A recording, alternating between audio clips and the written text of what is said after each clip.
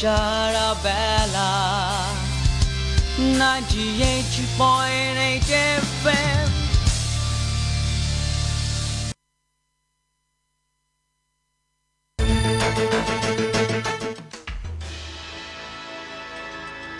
আজ শুক্রবার 19 অগ্রহায়ণ 1427 বঙ্গাব্দ 4 ডিসেম্বর 2020 খ্রিস্টাব্দ এবং 18 রবিউল সানি 1442 ইসরি। শুনছেন ও দেখছেন রেডিও সারাবেলা 98.8 FM। সারাবেলা সন্ধ্যার সংবাদে সকলকে স্বাগত জানাচ্ছি আমি আফসানা মিমি। শুরুতেই জানিয়ে দিচ্ছি এসকেএস হাসপাতাল প্রধান শিরোনাম। গোবিন্দগঞ্জে কলা বাগান থেকে এক যুবকের গলা কাটা মরদেহ উদ্ধার করেছে পুলিশ। গাইবান্ধায় একদিনের ব্যবধানে নতুন করে 8 জন করোনা আক্রান্ত শনাক্ত। দেশে একদিনের ব্যবধানে 24 জনের মৃত্যু, নতুন শনাক্ত 2252 জন। ফুলছড়ি পাক হানাদার মুক্ত দিবস আজ। 71-এর এই দিনের সম্মুখ যুদ্ধে শহীদ হন 5 মুক্তিযোদ্ধা। গাইবান্ধায় অনুষ্ঠিত হলো উদ্যোক্তাদের সমস্যা ও সম্ভাবনা এবং ই-কমার্স সম্প্রসারণে আমাদের ভূমিকা শীর্ষক উদ্যোক্তা সেমিনার। এবং বঙ্গবন্ধু টি-20 কাপে ফরচুন বরিশালকে হারিয়ে জয় পেয়েছে জেমকন খুলনা। সন্ধ্যায় রাজশাহীর মুখোমুখি হবে ঢাকা। শুনছিলেন শিরোনাম। এই সংবাদটি 98.8 FM এ সম্প্রচারের পাশাপাশি সরাসরি প্রচারিত হচ্ছে www.radiosarabela.fm এবং রেডিও সারাবেলা অ্যাপ থেকে। এছাড়া দেখতে পাচ্ছেন আমাদের একমাত্র অফিসিয়াল ফেসবুক পেজ ও ইউটিউব চ্যানেল রেডিও সারাবেলা 98.8 FM এ। গোবিন্দগঞ্জে কলাবাগান থেকে লিটন মিয়া নামের এক যুবকের গলা কাটা মরদেহ উদ্ধার করেছে পুলিশ।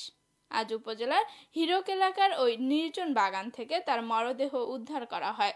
মৃত লিটন মিয়া উপজেলার ভাগদরিয়া গ্রামের আশরাফুল মিয়ার ছেলে। পারিবারিক সূত্রে জানা গেছে গত বৃহস্পতিবার সন্ধ্যায় নিখোঁজ হয় চা ব্যবসায়ী লিটন মিয়া। এরপর ওই কলা বাগানে তার মরদেহ দেখে পুলিশে খবর দেন স্থানীয়রা। গোবিন্দগঞ্জ থানার অফিসার ইনচার্জ AK মেহেদী হাসান গণমাধ্যমকে মৃত্যুর বিষয়টি নিশ্চিত করেছেন। গাইবান্ধায় একদিনের ব্যবধানে নতুন করে 8 জন করোনা আক্রান্ত শনাক্ত হয়েছেন।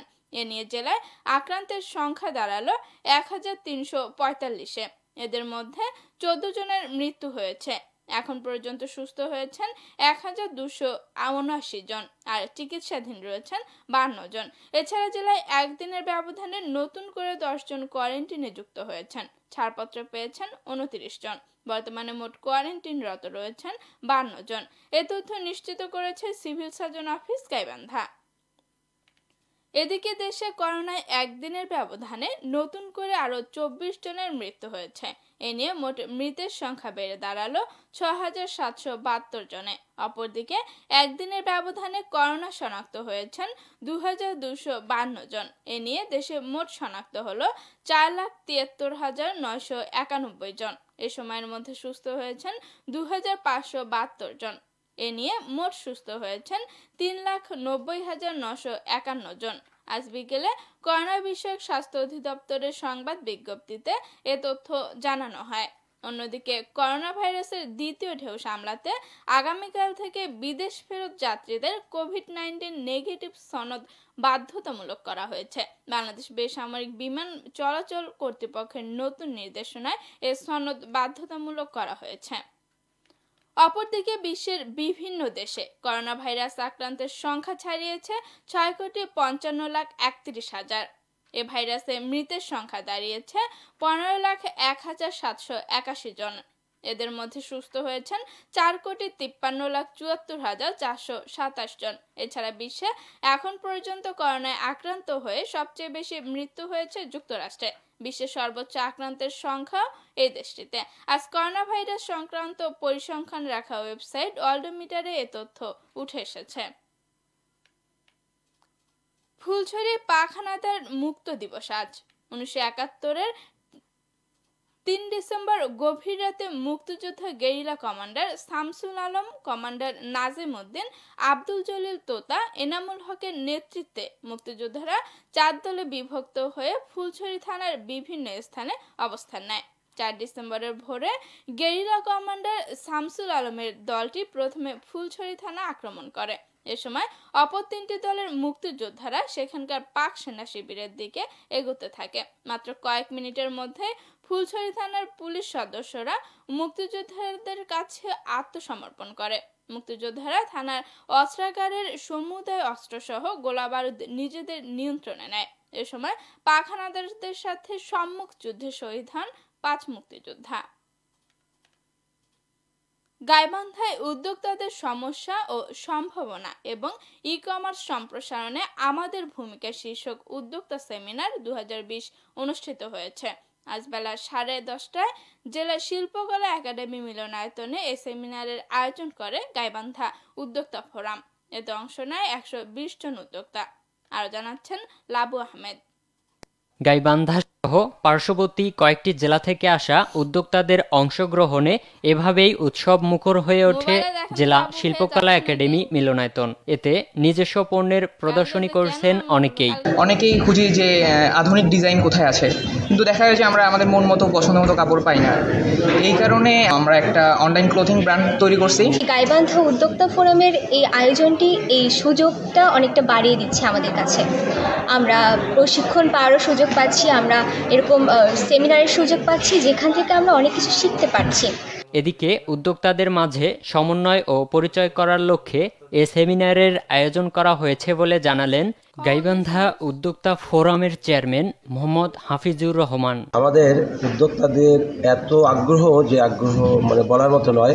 এই উদ্দেশ্যটা হচ্ছে আমরা অনলাইন বেজ আমাদের প্ল্যাটফর্ম গাইবান্ধা উদ্যোক্তা ফোরাম, আমরা গত 1 বছর থেকে অনলাইনে আমরা উদ্যোক্তারা একে অপরের সাথে কমিউনিকেশন বিল্ড আপ করছি। আমাদের উদ্যোক্তার সাথে উদ্যোক্তাদের পরিচিতি ঘটেছে, সেটা ব্যাপক পরিচিতি। সেমিনারে বিশেষ অতিথির বক্তব্য রাখেন অতিরিক্ত জেলা প্রশাসক মোহাম্মদ আলমগীর কবির। এ সময় উদ্যোক্তাদের সব ধরনের পরিস্থিতি নিজেদের প্রচেষ্টায় অব্যাহত রাখার পরামর্শ দেন তিনি। মূল উদ্দেশ্যটা হচ্ছে যে কিছু এখান থেকে জানার, এই পরিশ্রমের পিছনে কিছু অর্জন করা, যেটা তাদেরকে উদ্যোক্তা হতে কাজে লাগবে বা তাদেরকে এই উদ্যোক্তা হওয়ার পথটিকে সহজ করবে। আমাদেরকে আসলে যে কাজ করার এই ঘাটতি কিন্তু আমাদেরকে অনেক পিছিয়ে রেখেছে বিভিন্ন সময়। আমাদেরকে আসলে কাজ করতে হবে এবং উদ্যোক্তারাই হচ্ছে যে কাজ করবে, কাজ করে নিজেদের ভাগ্যকে পরিবর্তন করবে। গাইবান্ধায় উদ্যোক্তাদের সমস্যা ও সম্ভাবনা এবং ই-কমার্স সম্প্রসারণে আমাদের ভূমিকা শীর্ষক উদ্যোক্তা সেমিনারে প্রধান অতিথির বক্তব্য রাখেন বাংলাদেশ সুপ্রিম কোর্টের বিচারপতি খুরশিদ আলম সরকার। তিনি বলেন, সকল উদ্যোক্তাদের মাঝে সুসম্পর্ক বজায় থাকলে যে কোনো ব্যবসার সম্প্রসারণ সহজ হবে।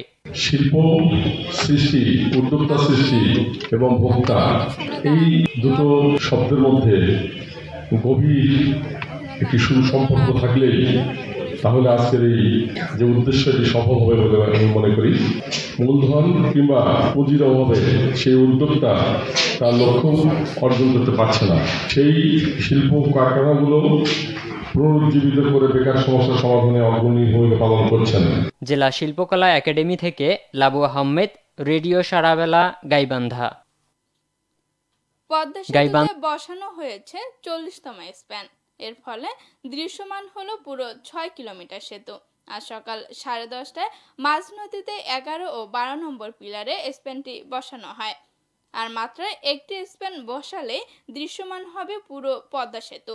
বাকি স্প্যানটি বসবে আগামী সপ্তাহে। মূল সেতু নির্মাণের কাজ করছে চীনের ঠিকাদারি প্রতিষ্ঠান MBEC, আর নদী প্রশাসনের কাজ করছে চীনের আরেকটি প্রতিষ্ঠান সিনো হাইড্রো কর্পোরেশন। দুটি সংযোগ সড়ক ও অবকাঠামো নির্মাণ করছে বাংলাদেশের আব্দুল মোমেন লিমিটেড। উন্নয়নশীল দেশগুলোতে স্থানীয়ভাবে উৎপাদনের জন্য করোনা ভ্যাকসিনের প্রযুক্তি হস্তান্তরের আহ্বান জানিয়েছেন প্রধানমন্ত্রী শেখ হাসিনা। আজ কোভিড-19 বিষয়ে শুরু হওয়া জাতিসংঘের 31তম বিশেষ অধিবেশনে এ আহ্বান জানান সরকার প্রধান। তিনি বলেন, কোভিড-19 ভ্যাকসিনকে গোটা বিশ্বের জন্য একটি বৈশ্বিক জনপণ্য বিবেচনা করতে হবে। WHO অ্যাক্ট এবং কোভ্যাক্স সুবিধার উদ্যোগে এক্ষেত্রে গুরুত্বপূর্ণ ভূমিকা রাখতে পারে বলে উল্লেখ করেন প্রধানমন্ত্রী শেখ হাসিনা। এবার খেলার প্রসঙ্গ।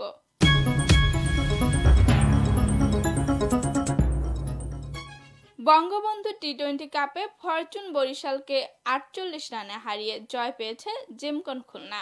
আজ মিরপুর শেরেবাংলা স্টেডিয়ামে টস হেরে ব্যাটিংয়ে নেমে 6 উইকেটে 173 রান করে দলটির হয়ে 50 করেন উইকেটরক্ষক জাকির হাসান। 174 রানের টার্গেটে ব্যাট করতে নেমে 19 ওভার 5 বলে 125 রানে গুটিয়ে যায় বরিশাল। এই জয়ে 4 ম্যাচে 4 পয়েন্ট নিয়ে তালিকার দ্বিতীয় স্থানে উঠে এসেছে মাহমুদুল্লাহ রিয়াদের দল। এদিকে বঙ্গবন্ধু টি-20 কাপের আরেক গুরুত্বপূর্ণ ম্যাচে মাঠে নামবে মুশফিকুর রহিমের বেক্সিমকো ঢাকা। এবার তাদের প্রতিপক্ষ টেবিল পয়েন্টের দ্বিতীয় স্থানে থাকা মিনচেস্টার গ্রুপ রাজশাহী। মিরপুরে দুই দলের ম্যাচটি মাঠে করাবে আজ সন্ধ্যা 7টায়। এই কাপে 4 ম্যাচে 4 পয়েন্ট নিয়ে টেবিলের দ্বিতীয় নম্বরে আছে রাজশাহী, আর একমাত্র জয় 2 পয়েন্ট নিয়ে টেবিলের তলানিতে আছে বেক্সিমকো ঢাকা। এখনকার মতো সংবাদ এ পর্যন্তই। শেষ করার আগে এসকেএস হাসপাতাল প্রধান শিরোনামগুলো জানিয়ে দিচ্ছি আরো একবার। গোবিন্দগঞ্জে কলাবাগান থেকে এক যুবকের গলা কাটা মরদেহ উদ্ধার করেছে পুলিশ। গাইবান্ধায় একদিনের ব্যবধানে নতুন করে 8 জন করোনা শনাক্ত। দেশে একদিনের ব্যবধানে 24 জনের মৃত্যু, নতুন শনাক্ত 2252 জন। ফুলছড়ি পাক হানাদার মুক্ত দিবস আজ। 71-এর এই দিনে সম্মুখ যুদ্ধে শহীদ হন 5 মুক্তিযোদ্ধা। গাইবান্ধায় অনুষ্ঠিত হলো উদ্যোক্তাদের সমস্যা ও সম্ভাবনা এবং ই-কমার্স সম্প্রসারণে আমাদের ভূমিকা শীর্ষক উদ্যোক্তা সেমিনার। এবং বঙ্গবন্ধু টি-20 কাপে ফরচুন বরিশালকে 48 রানে হারিয়ে জয় পেয়েছে জেমকন খুলনা। সন্ধ্যায় রাজশাহীর মুখোমুখি হবে ঢাকা। এতক্ষণ সাথে থাকার জন্য সকলকে ধন্যবাদ। রেডিও সারাবেলায় সম্প্রচারের জন্য আপনার এলাকার যে কোনো সংবাদযোগ্য তথ্য জানান আমাদের এই ইমেইলে newsarabala@gmail.com। বিশ্বের যে কোনো প্রান্ত থেকে রেডিও সারাবেলা শুনতে ভিজিট করুন www.radiosarabala.fm। স্মার্টফোনে আরও সহজে রেডিও সারাবেলা শুনতে গুগল প্লে স্টোর থেকে ডাউনলোড করুন রেডিও সারাবেলা অ্যাপ। এছাড়া সন্ধ্যার সংবাদটি দেখতে পাচ্ছেন আমাদের একমাত্র অফিসিয়াল ফেসবুক পেজ ও ইউটিউব চ্যানেল রেডিও সারাবেলা 98.8 FM এ। আমাদের পরবর্তী সংবাদ প্রচারিত হবে রাত 9:45 সকলকে শোনার আমন্ত্রণ জানিয়ে এখনকার মতো বিদায় নিচ্ছি আমি আফসানা মিমি। আল্লাহ হাফেজ।